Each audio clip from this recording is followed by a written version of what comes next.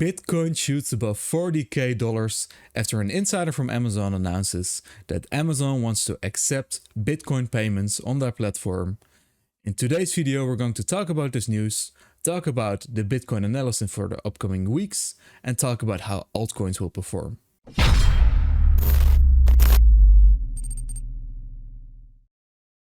Hey, what's up guys, and welcome to a new video on Pongo BTC. Today we're going to talk about Bitcoin because damn, we have seen some bullish news in the past couple of days. Today we actually heard that Amazon is looking to accept Bitcoin payments by the year's end. And this is actually pretty soon, the year's end. We're already in month 7 of the year. So within the next 5 months they actually want to accept Bitcoin payments. This is pretty huge. Also, we had this huge conference, the B word, which I live streamed on my channel. Some great news came out there. Actually, Musk said that they wanted to accept Bitcoin in the future again, and the future for Bitcoin right now looks bright. His main concern was with the energy usage. However, Musk already said that this situation is already improving, and they are looking to maybe accept Bitcoin again in the future. But as we all know, Musk is a really huge cryptocurrency fan.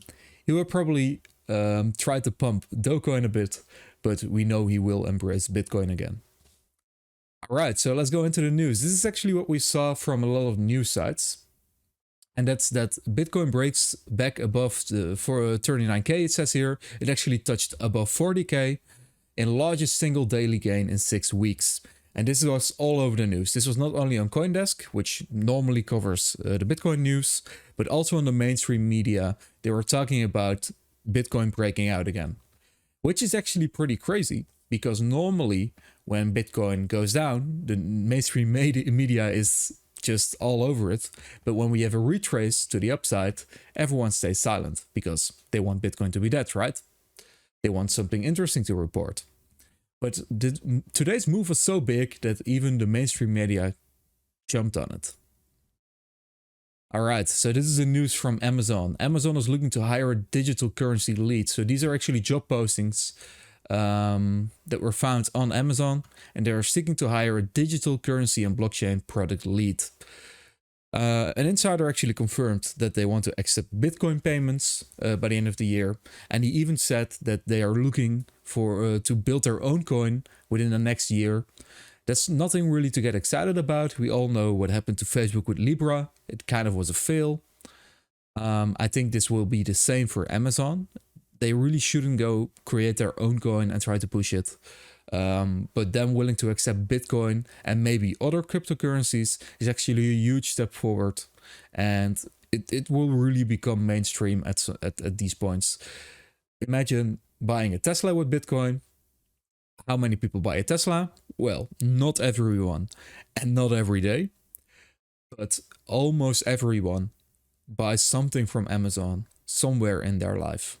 And some people even buy there daily. So imagine what accepting Bitcoin payments on Amazon would actually do to Bitcoin and Bitcoin's mainstream adoption.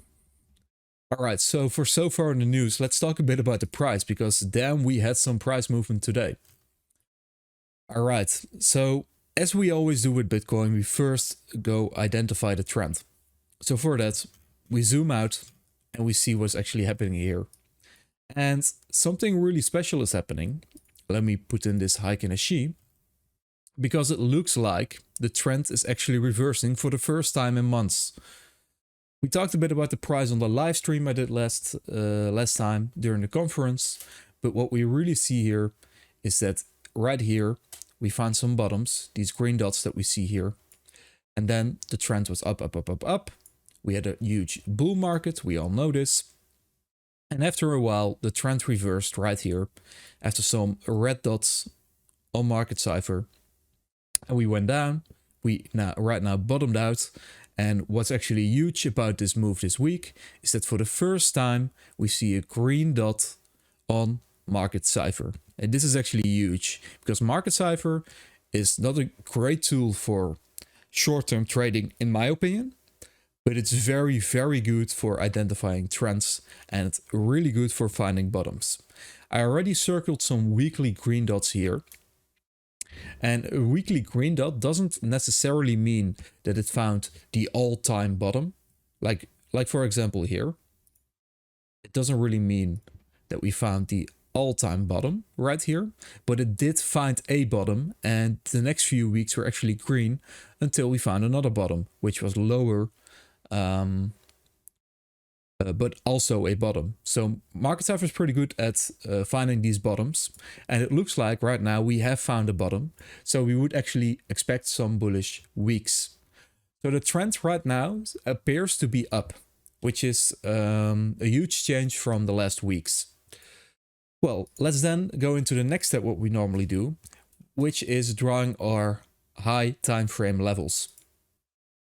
Well, I already did this for you. We're not going to do this live, but I actually drew these weekly levels, which you see here. And we have our daily levels, which I actually already drew. For the weekly levels, these are huge turnaround points on weekly closes. And for the dailies, these are huge turnaround points on the daily closes. If you want me to make a video on how to draw these levels, please let me know in the comments. But if you're a regular watcher, then you probably know how I draw these things. All right, so we have our high time frame level right here.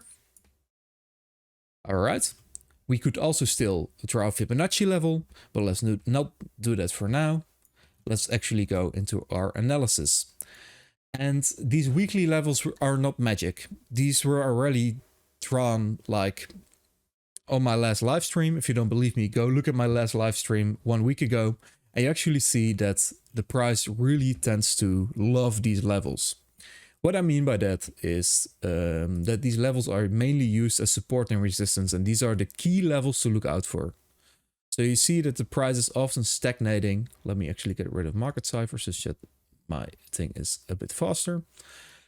We see here that it's really kept as support and resistance and key levels that if they are broken, we have some huge downside momentum or huge upside momentum. What we see here, for example, is that we reclaim these levels and then travel to the next level and see it as a resistance point here again. So what do we do around these levels? We see how the price moves around them and make a trade based on that. So what do we see here? We see a first breakout. We actually see a retest, and then we can think, maybe since we see this retest and these weekly levels are again support, this actually means that we are in an uptrend. Often we do have a fake out where we go above these levels and then immediately turn back and go back to these lower levels that we saw before. That's just something that we regularly see. The reason why I'm explaining this again is because I have a lot of new viewers on the channel and these might not be that familiar with these weekly levels that I'm talking about. All right, so what has actually happened? Well, last night the news on Amazon came out and the price skyrocketed. And you probably were saying, well, your TA doesn't make sense here because we got really good news and you couldn't have predicted this. Well, kind of. You're kind of right. Because what we saw here is actually that we were seeing this weekly level as resistance. And what you would expect is that we had a retest of resistance or we broke through and saw the support before we moved up. That's actually not what happened, but the news came out and the price absolutely pumped because of it. So what did we see? We see green candle after green candle after green candle. And that's not because of the TA that we found support at the weekly level and then moved up, but it's purely because of the news. But where do the weekly levels really come in? Well, these actually come in at finding some tops. If I go to a really lower time frame, so really the 5 minutes, what we see is that we only saw a wick above the weekly level that we saw here and actually closed the 5 minute before under this weekly level. So we had a wick above, so we really slightly touched almost 40k. On some exchanges we did touch 40k and then we went below it again. And we saw this a couple of times as resistance and we actually traveled around these weekly levels, went above again, saw this resistance, went below again. So how do we trade now around these levels? Well, what did we see here? We saw it as resistance one time. We almost saw this resistance here, and here it looked like a fake out. What did I do around this time? At this time, I thought we would find another resistance and we would actually move a bit to the downside. So what did I do? I had it short around this time, all the way down to the last weekly level at 35k. This is obviously not what happened. However, let me tell you why this is still a good trade. What we see here in this trade is a risk/reward ratio of 4.33. It means that if we're losing, we only lose a small bit of our trade. But if we're winning, we actually win 4.33 times as much. So that actually means that if we make this trade, we only need to be right 1 in 4 times to be profitable. So this trade only has to happen 1 in 4 times and then we're actually profitable. So still, this was a good trade. However, we see that right here, we went above the weekly level. We saw the support. And right now, as we speak, we are traveling above and we're actually going to the next levels. So what do I expect for the next couple of weeks? Because that's probably why you're watching, right? We're not doing hindsight analysis here. All right, so the next key level for Bitcoin is actually at 45k. That's our next weekly level. There's nothing in between, actually. There are some daily levels in between. Actually, the first daily level is at 40.5k, and it's probably where we will find some struggle. But if we don't turn around at this point and actually go up even more, then our next level is 45k. What am I gonna do? I'm probably gonna hold my spot positions and not really make a trade based on this analysis because we already went up like 12%. I don't really like longing a lot when we are up that much already in the day. I actually opened a short position like I told you. I'm pretty sure that it actually got liquidated, but let me check pretty soon. And this was actually the first trade in our €1,000 challenge. But I'll get back to that in a minute. So what do I expect for Bitcoin? So either we are going to test this daily level and return below this weekly level and go into a downtrend again. But I think what is the more likely thing to happen is that we will actually break through this daily level and our 45k weekly level is within the cards within the next couple of days. Not within this time frame that I have right here, but actually within the next couple of days. So it really seems like we have this relief rally that we all have been talking about. Does this mean that longer term we actually will remain in a bull trend and go to all-time highs really soon and get to 100k by the end of the year? No, not necessarily. And let me tell you why. Like I already said many times on this channel, I think that people are comparing this cycle too much to the previous cycle. Let me go to a longer time frame to explain this. So right now we are in a little bit of a dip. Right now we're 14 weeks into the dip. So since the all-time high, we're 14 weeks in. And people are really comparing this cycle to last cycle, where at most we had some dips of like 3-4 weeks, then we went green again, and we actually always got to a new all-time high within 2 months of the actual dip. It's not the case right now. We're almost 3 months into the dip right now, and that's why people are assuming that it's all the same as we saw in 2017, because we are in such a long dip already. I don't think this is true. I think people are comparing this cycle too much like the previous cycle and just assume that everything will be the same. Spoiler alert, it won't be the same. Things will be similar, but they won't be the same. So that means that a 3-month dip can actually be entirely possible within a bull market and still remain this bullish momentum and get a peak somewhere in the end of 2021 or maybe even the middle of 2022. Like I already said, this cycle seems more comparable to 2013 than 2017. And I need to shout out another YouTuber here, Benjamin Cohen. He's amazing at technical analysis. and I'm using some of his ideas in my own analysis. But he is also comparing this cycle a lot to the cycle in 2013, where we had a very nice run from the beginning of 2013 until April 2013, after which we went down a lot until July 2013. And before we reached a new all-time high, it was November of 2013. So even longer than the actual bull market started right here. We went into a dip, and then we went into a second peak, which was even higher than the previous one. All right, so right now, if we compare these time frames, and I like to compare them like this,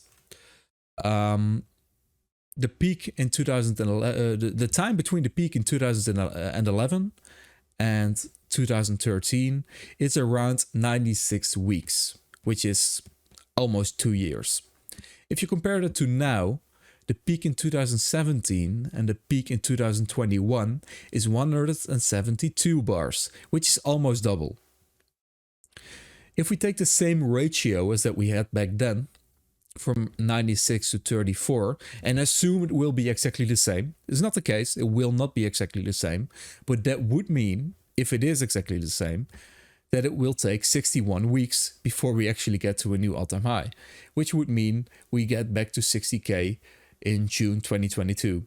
Is this what I think what will happen? No, I think we will get there earlier. I think we will actually get there in the beginning of 2022, maybe even the end of 2021.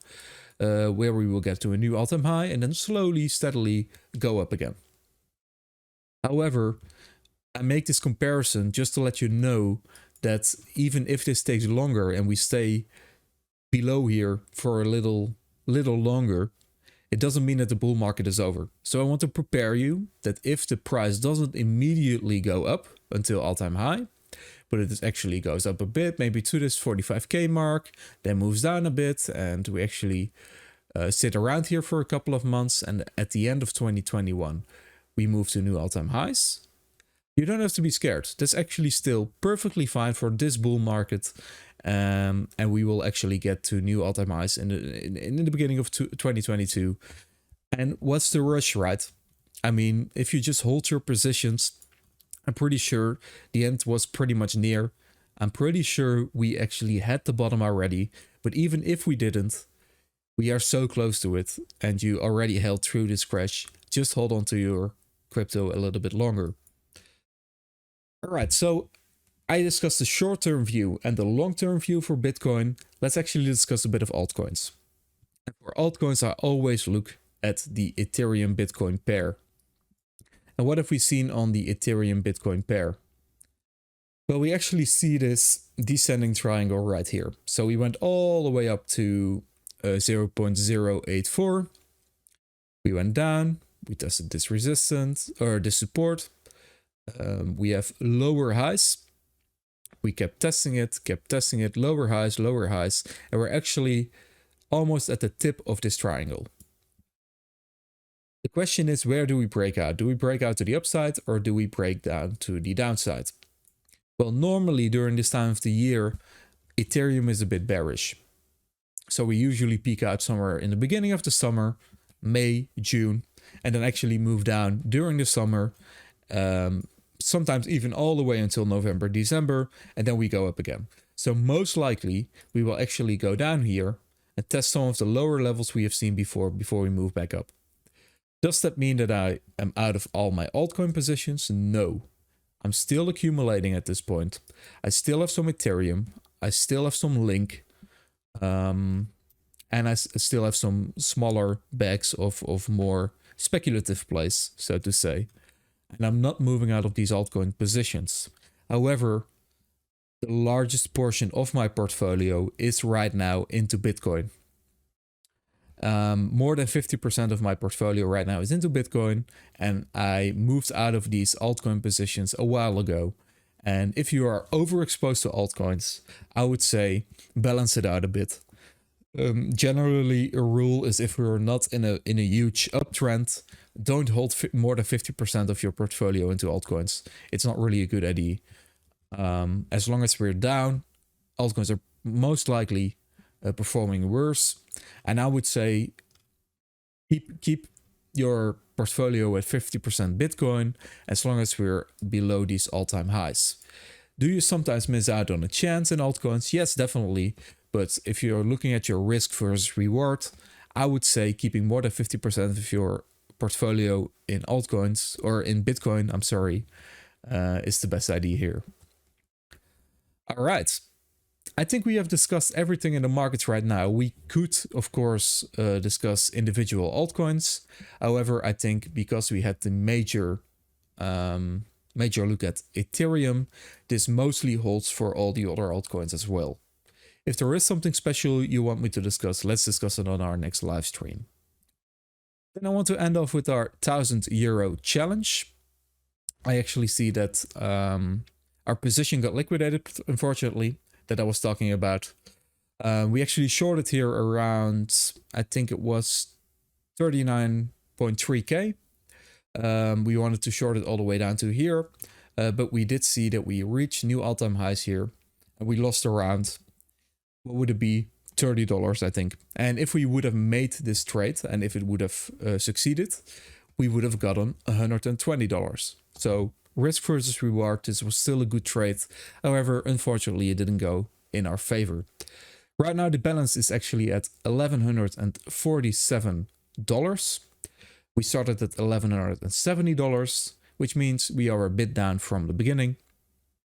But I will update you every time on this challenge. And this is just a fun way for me to play around with compared to my portfolio, a small portion, to do some nice speculative leverage plays on the short term. I don't expect to become a millionaire from this. I just expect to have some fun and maybe make some profits from the speculative short-term trades that I do. But do take into account that most of my positions are in long-term investments in my spot account and even on my hardware wallet. If you want to join me in this challenge, this 1,000 euro challenge, and it doesn't have to be 1,000 euros, it can be $1,000, it can be $100. It's just fun to play with a small amount of your portfolio and actually go into the speculative plays. And you can actually see your portfolio grow with me, maybe compete with me a bit and see if you're performing better. If you do want to do that, you can sign up for ByBit in the description. It also helps me, and you also get some free money. I think it's up to $500 or $600 that you can get for free if you have a lot of volume. The terms are actually in the description, but even on sign up, if you already reach $1,000 in volume, which can be done with any amount, you can even reach $1,000 in volume with only $10. Just sign up in the description, deposit some money, make some trades and have some fun. And we actually both get some free money and we can trade together. All right, so I will update you on this challenge. I will make more videos on technical analysis soon. And if you do have some requests for altcoins, please leave them down in the comments and I will actually see you next time.